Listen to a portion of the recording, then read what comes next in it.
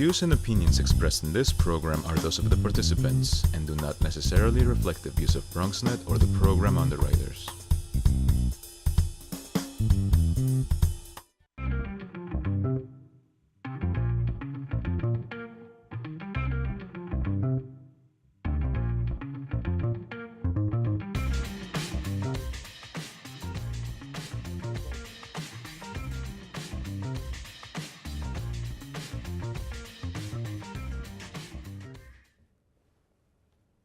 Hi there, welcome to the Bronx Buzz. This is the program where we talk to journalists and writers and editors, and in tonight's case, photographers, about what they're, in the other case, writing about, talking about, thinking about.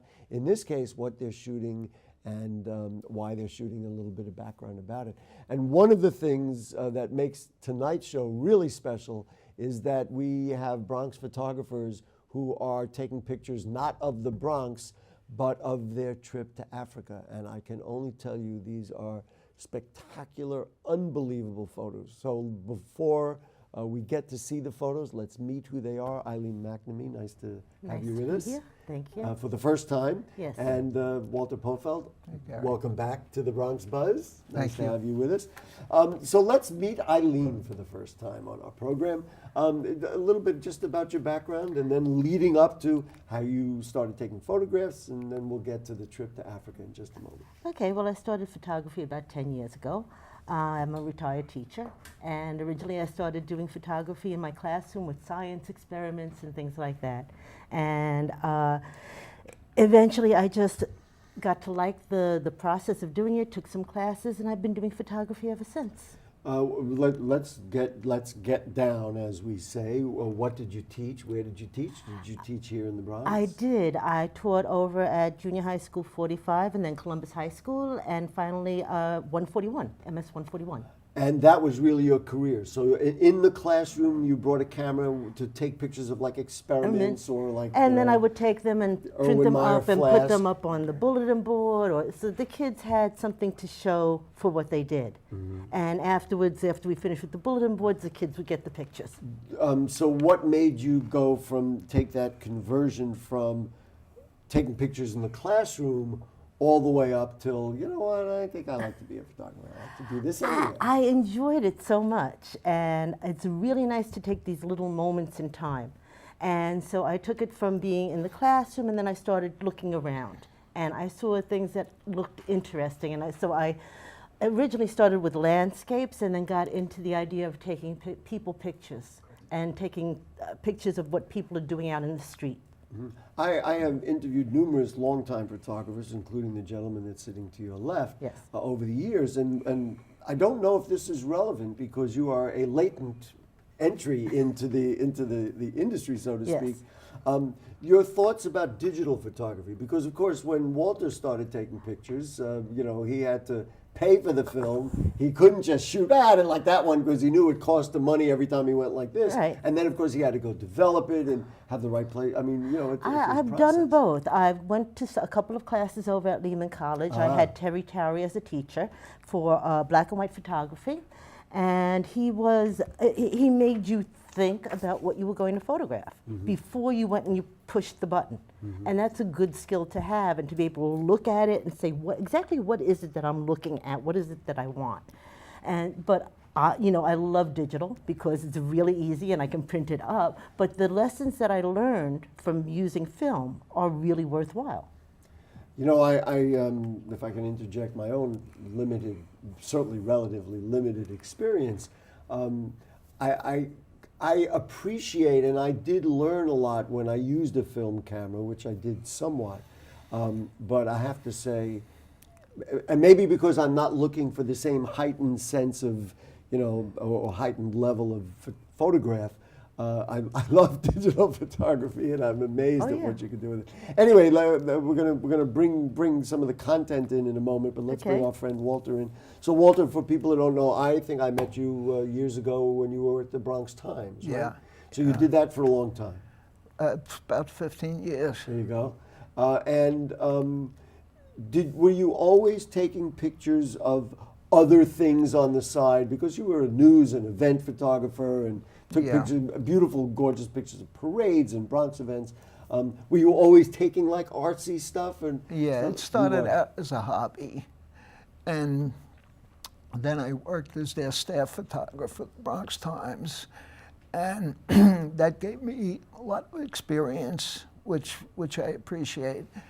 And I just enjoy it. You know. Just out of curiosity, did you have a trade or a career or something prior? Because I only know you as a photographer, Yeah. so I don't know. Maybe there was a long career, like Eileen was a teacher. Or I something. retired after 29 years with the Housing Authority. Oh, I don't night think I knew shift. that. That's interesting. So I was a supervisor at the time, and after retiring, had a lot of time on my hands. There you go. And I got started with the Bronx Times. Did someone put a camera in your hand and you go, and there was that moment like in the movies, and it was like, this is what I'm going to be doing? Or No. was it you'd always taken pictures and then it was like, well, now I got the time, I may as well take pictures. I wasn't that serious about it before, but I always, when I was younger, I was always interested in it because as a kid, my family always subscribed to Life magazine. I guess right. we all did. Younger And- people won't right. recall, but of course we will. And there was so many great pictures. You were inspired by that. Yeah. Wow, that's tremendous. That's really Yeah. fascinating. Just going back to the dialogue we just had about digital photography versus traditional film photography. Do you find that you want to play with the pictures afterwards and kind of really adjust the color, or are you the sort of photographer who took pictures of events and you're not playing with a lot of color there, but that you just want to capture the reality? And one reason I bring that up is that we were talking before the show about our good friend Adi Talwar, who takes real pictures, but boy, he could spend a lot of time. He showed us a lot of stuff once about stuff that was like, wow, he created it really not in the studio and in post-production, as we said. I try to avoid too much manipulation, Uh-huh. but There's the confessional coming up, right? but you have to do it to a certain extent with digital photography. I try not to get too far out as far as oversaturation of colors and things like that. But digital photography is... He's hesitating. I'm making a note. Walter hesitated. There are purists who still go for film photography, but it's Too expensive. it's too expensive. And one thing about it is that you can take as many pictures as you want with digital photography. Now, one of the things they tell you when you start out as a photographer is take a lot of pictures. Too expensive with film. Of course, you that's know. what I was. So that's saying one of the directly, great not even things suggesting. about digital photography. Walter, favorite things to shoot, and then we're going to get to Eileen with the same question. I like to shoot people, and And it sounds animals. like- I'm yeah. sorry, because Animals I know too. I was going to get to that when we wait till you see the trip to Africa. But I know you love to shoot I should say animals. living things. Yes, that's fair enough.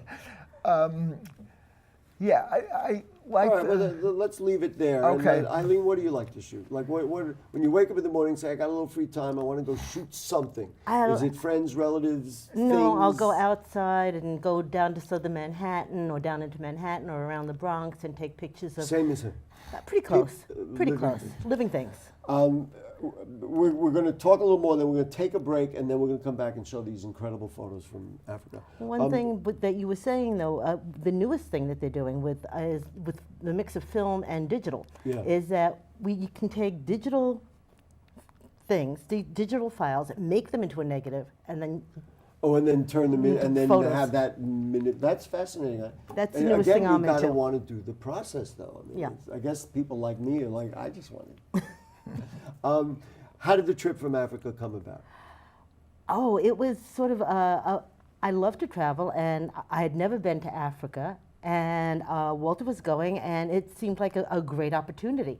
And He had been, right? he had been Yes, already, so right. he filled me in on what to expect out of it, and it was just it looked fascinating. So Go with a group, travel alone, travel the With two a of group. you, with a group of other photographers, or people no, just looking? no, just people. It was a small group of about 8 people, including us. Right. How long were you there? 17 days. 17 days. Yes. Wow. What countries did you go to? We went to Kenya and Tanzania.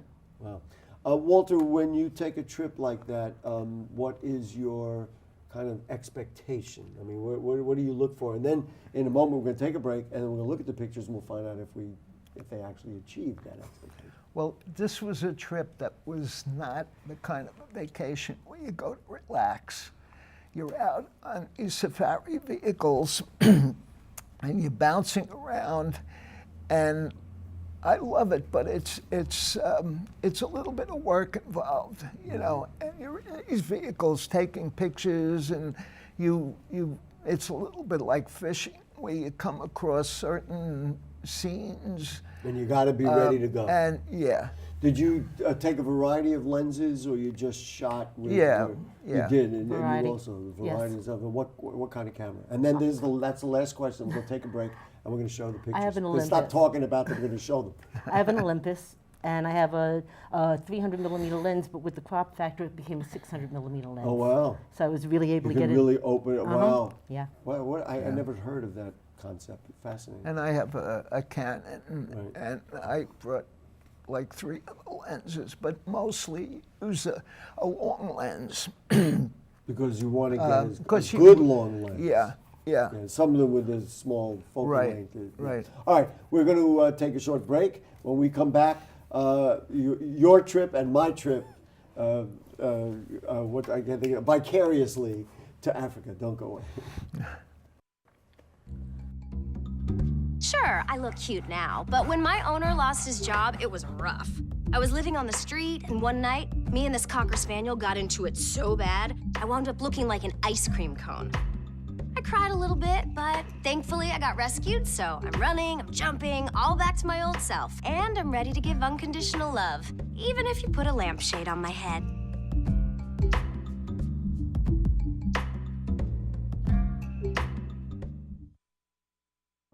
It's not always easy being a dad. Do you have panda asthma too?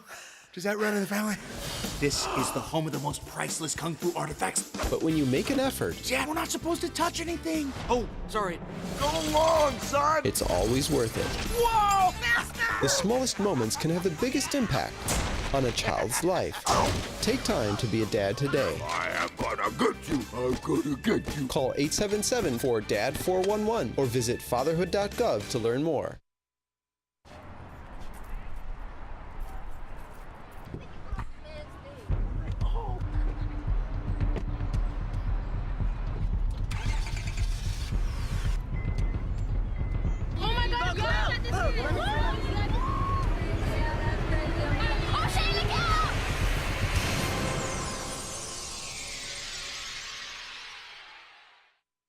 Hey, it's Ava, and this is Tess from Vivo's Do It Yourselfie, where we recreate the hottest looks from today's biggest music videos. After cleaning out our closet, we have a lot of clothes we don't wear anymore. Like this old t-shirt. It's not garbage, it's actually a brand new rug. And to make it, all you need to do is cut, tie, and glue. Cut the t-shirt into strips. Tie the strips into knots. And glue the knots to the bath mat. I love it. Give your garbage another life. And recycle.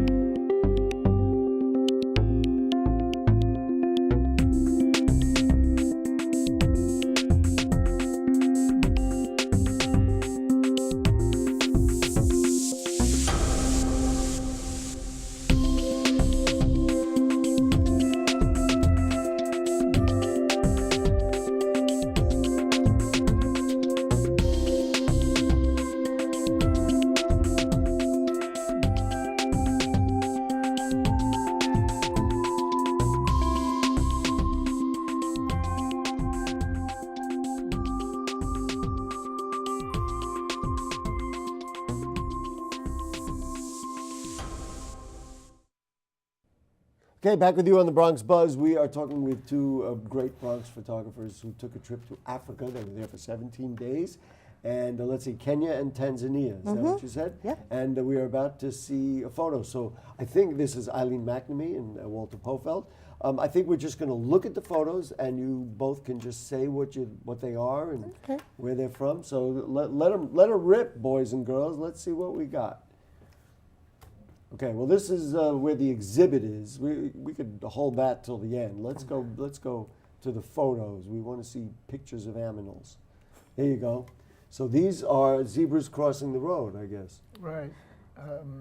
Safari vehicle in the back. And you were on foot or in a vehicle? We were in a vehicle, and there were a large group of zebras crossing the road, and I managed to get this shot of them as they, you know. The animals are not concerned about the vehicles. They're used to them being there. These are national parks or preserves, and so as long as you're in the vehicle, they just ignore you.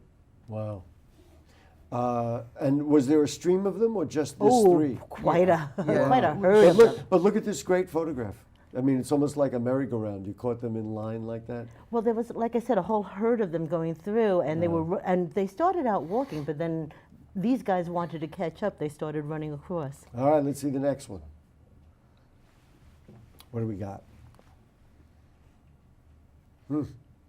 There's a story behind it. With two, what I would call adolescent cheetahs. Cheetahs. And the road was, we were on the road in our vehicle, excuse me, and their mother was on the other side of the road. The mother had made a kill, and they kind of got lost. Wow. And they couldn't find their mother. They were looking around, as you can see in the photo. Did they eventually They eventually did. They chirp, though. They chirp like a bird. Really? They do. Well, they're probably kind of crying or calling out, I suppose. Yeah. This would give credence to the notion that Mother Nature knows how to disguise its creatures. Yeah. Very well. Look at that. Yes. And again, no fear. How far away were you? You took that one, Walter? Yeah. Okay. What about this? This too. You can get pretty close. I believe the animals are used to people. They're used to the vehicles. They don't feel threatened. No. And unless you do something stupid, They right? pretty much ignore you.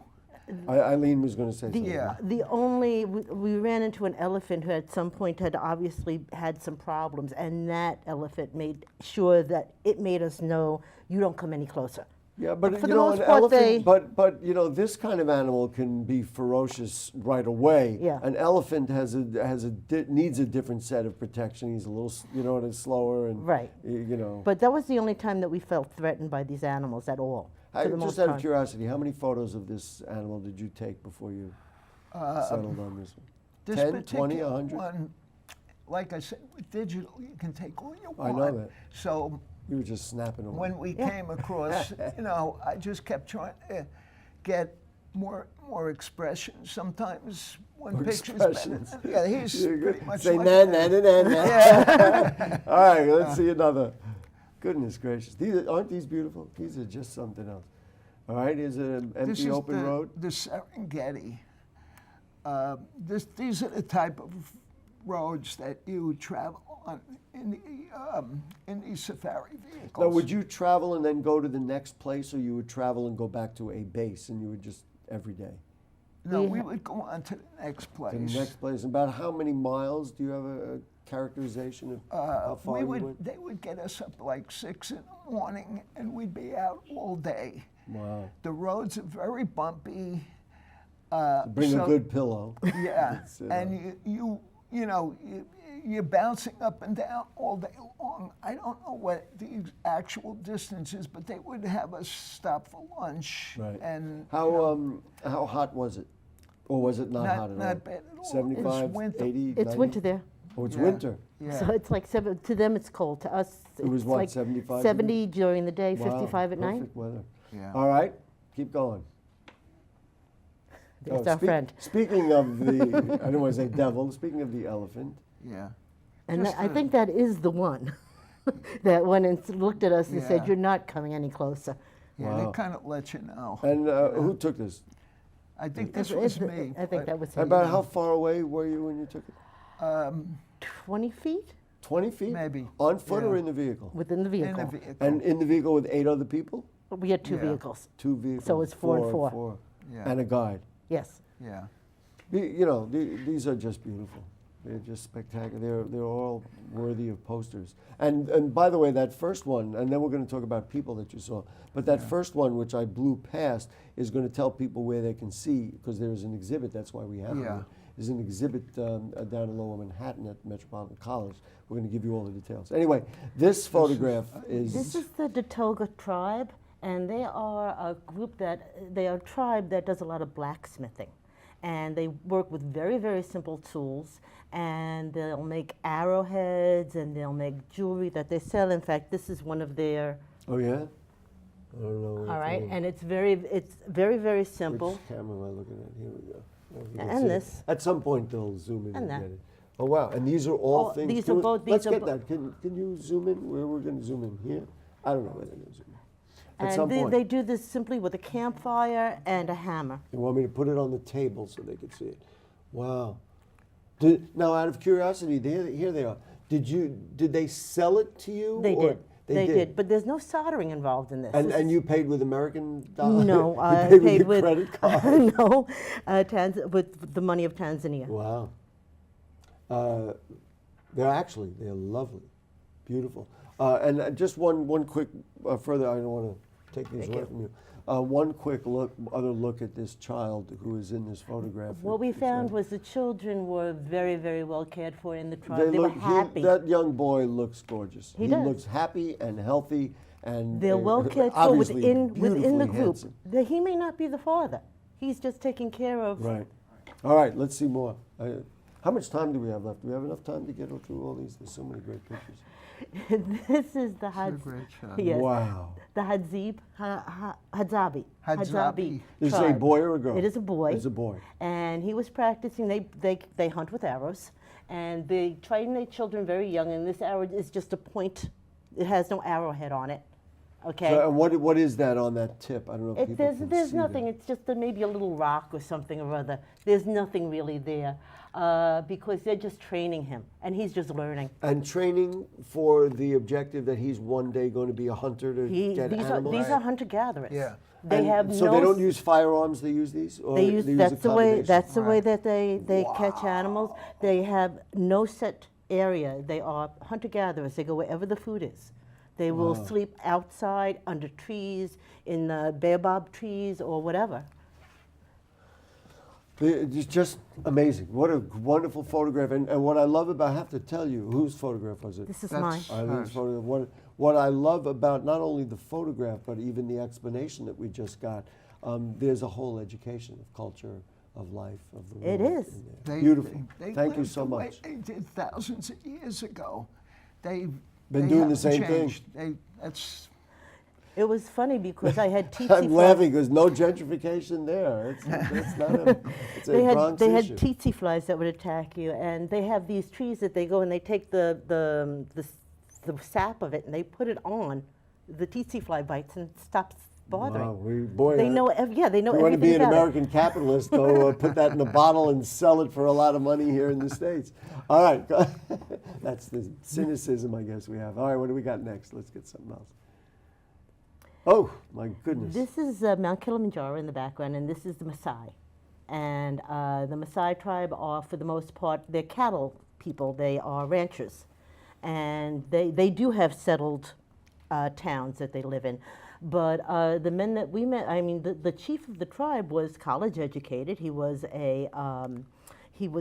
trained as a teacher. In a Western college? In a or Western, African? in a Kenyan college. Oh, Kenyan college. And okay. but this was the way they decided they wanted to live. This is it. They want this. Yeah, okay. And they have What a photograph that is. Whose photograph is it? That's mine. Look at this photo. I mean, you could look at that and imagine 1,000 things. Like it's his I world. thought boy. living under the Mount Kilimanjaro is just, it's fascinating. That is Mount Kilimanjaro. That is. How far in the distance do we know? Looks pretty far. It is pretty far. It is. Wow. Keep going. I'm loving these. I hope folks on TV are loving them as well. Oh, my This goodness. is a Maasai teenager who has undergone circumcision. And Oy. when he's Thank you for bringing that up. well, when they are circumcised and they are brought into manhood, they are literally sent out of their tribe for 3 months. And he was in that circumstance when you Yes. took Yeah. Wow. Okay. Gee, I wonder why he's got that look in his face. He was not a happy camper. They're considered a man after this ritual. Right. And so they have to live on their own essentially for 3 months and then come back. Then they can come back into the tribe. And at that point, they are considered to be men. Listen, a simple bar mitzvah did it for me. You know? No oil. No oil. I don't know what else to tell you. We did very well there at the Van Cortlandt Jewish Center, believe me. And it wasn't, I didn't have that kind of trauma. Wow. But what, and Eileen, another one of yours? Yes. It looks to me like Walter's good with the animals. Animals and Eileen's good with the the people, yeah. All right, keep going. How many more pictures we got? We only have a minute or two. All right. This is a young lady in one of the worst slums in Kafka. I'm sorry. Every photograph is a whole world. It is. The name of it is Kibar? Kibera. Kibera. And it is the worst slum in Africa. The worst slum in Africa. And in all of the continent. in all of the continent. That's saying something. And I mean, we walked out and there was a dead rat there. All right. Well, you could do that. I saw you to D-train, you'd be just fine. Gee, something about this reminds me of home. But there's a mixture of Muslim and people live in one single room, and they'll have their whole family in one room. And it's really, I mean, they need desperately educational resources. They need electricity. They need a source of regular water. It's very dire there. All right, and how many more photos do we have? Can we run through one more photo? Oh, so we're right on time. We're right up here at the end of it. Let's see. Oh, and this is what a great photo to end on. After all those people looking upset, and of course she's got the American flag on her head, and she's coming back from the marketplace. And they walk along the roads, the cows hanging out there, and she's got the greens for the day, and she's coming home. Is there a political thought as to why the American flag? She just likes it. She's she heard just about likes it. I saw a couple of people doing that. There's only one of us in here, so I'm gonna. These are Walter Pofeldt and Eileen McNamee. Thank you so much for bringing these. Now, where can people see it? The opening is today. Today, we're actually shooting before it's going to be on the air, so it'll already have been opened. Okay. By the time people get there. Now we can show those other ones. Metropolitan College. Metropolitan College at 60 West Street. West Street, right. It's all the way on the west side. Yes, it's just south of the Freedom Tower. Right. And the gallery on the 6th and 7th floor. And we have a total of 50 pictures there. And 25 of them are on cultural and 25 of them on animals. Walter, anything less? They're telling me to get out of here. Thank you so much. Okay, thank you. Thank you and very much. when are we going back? Gary will be in the bag. No, not sure yet. All right. Oh, listen, great job. Wow, made my day. Thank you so very much. Folks, that's all for the Bronx Buzz, and we will see you next time with journalists, photographers, you never know. Thanks so much for joining us, and good night.